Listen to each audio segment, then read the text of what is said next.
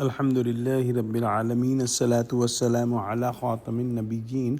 وعلی آلہ وصحبہ اجمعین اما بعد فاعوذ باللہ من الشیطان الرجیم بسم اللہ الرحمن الرحیم قال اللہ تعالی فی سورۃ رعد وَيَسْتَعْجِلُونَكَ بِالسَّيِّئَةِ قَبْلَ الْحَسَنَةِ وَقَدْ خَلَتْ مِنْ قَبْلِهِمُ الْمَثُلَاتُ وَإِنَّ رَبَّكَ لَذُو مَغْفِرَةٍ لِلنَّاسِ عَلَى ظُلْمِهِمْ وَإِنَّ رَبَّكَ لَشَدِيدُ الْعِقَابِ۔ ترجمہ: اور یہ لوگ بھلائی سے پہلے تم سے برائی کے جلد خواستگار یعنی طالب عذاب ہیں، حالانکہ ان سے پہلے عذاب واقع ہو چکے ہیں، اور تمہارا پروردگار لوگوں کو باوجود ان کی بے انصافیوں کے معاف کرنے والا ہے، اور بے شک تمہارا پروردگار سخت عذاب دینے والا ہے۔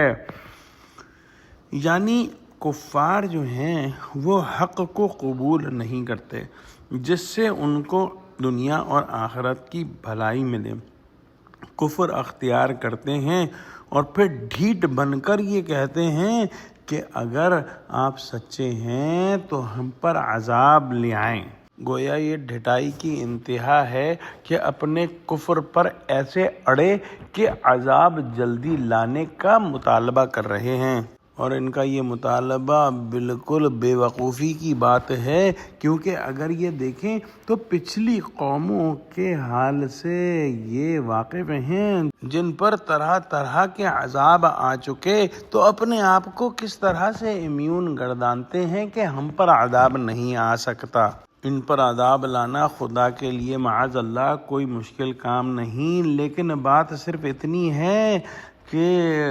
پروردگار عالم اپنی شان حلم اور عفو سے ہر چھوٹے بڑے جرم پر فوراً گرفت نہیں کرتا،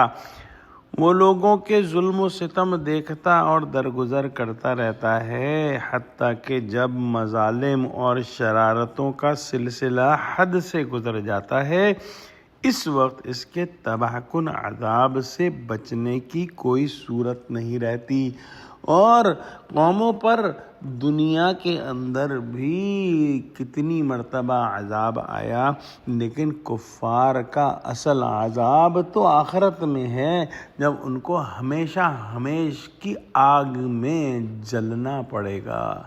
یا اللہ ہم کو ہر قسم کے عذاب سے محفوظ فرما دے، دنیاوی اور اخروی عذابوں کو ہم سے دور کر دے، ہم کو ایسے اعمال کرنے والا بنا کہ تو ہم سے راضی ہو جائے۔ اللہ یا اللہ مسلمانوں کو متحد فرما دے، آمین۔ وآخر دعوانا الحمد للہ رب العالمین، السلام علیکم ورحمۃ اللہ وبرکاتہ۔